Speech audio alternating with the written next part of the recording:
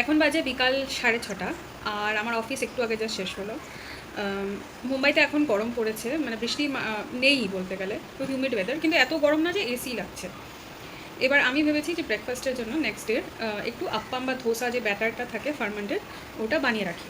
তো আমি কালকে সারাদিনই দুপুর থেকে চাল ডালটা ভিজালাম, ভিজিয়ে রাত্রেবেলা শুতে যাওয়ার আগে বেটে রেখেছিলাম।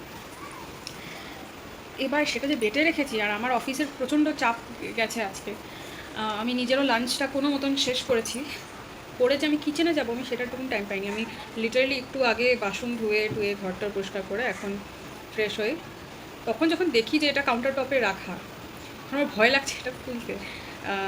তো দেখি এটা কী অবস্থা হয়ে আছে ব্যাটারটা। তো এটা হচ্ছে ব্যাটারটা, একটা স্প্যাচুলা দিয়ে এটাকে একটু টেনে দেখাই আপনাদেরকে। পুরো ফার্মেন্ট হয়ে সুন্দর হয়ে আছে, এই দেখুন। এবার এটাকে ভালো করে ফেটাতে লাগবে, আর থ্যাঙ্কফুলি কোনো রকম বাজে গন্ধ তো বেরোচ্ছে না এটার থেকে।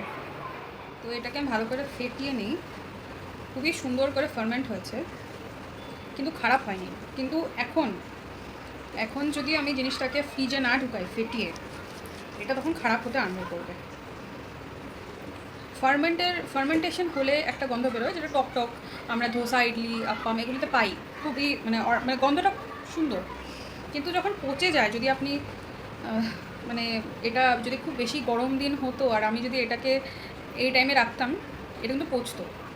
এখন এটাতে বেনিফিশিয়াল ব্যাকটেরিয়া বা ইস্ট যেটারই কাজ হোক সেটা করে ফেলেছে, তো এটা যাতে না পচে এটাকে তাড়াতাড়ি আমি ফেটিয়ে ফ্রিজে ঢুকাবো। গিয়ে দেখি আজকে রাত্রে যদি ধোসা বানাই, ধোসাও খুব ভালো হবে। আর আপ্পাম আমার ইজি লাগে, আমার অ্যাকচুয়ালি ধোসা সুন্দর করে উঠে না, টু বি ভেরি অনেস্ট। যাই হোক, এটা অল্প সরিয়ে রাখবো আমি যতটুকুন রাত্রেবেলা ইউজ করব, আর বাকিটা অন্য একটা কন্টেইনারে থাকবে, এই কন্টেইনার থেকে আমি সরিয়ে দেবো।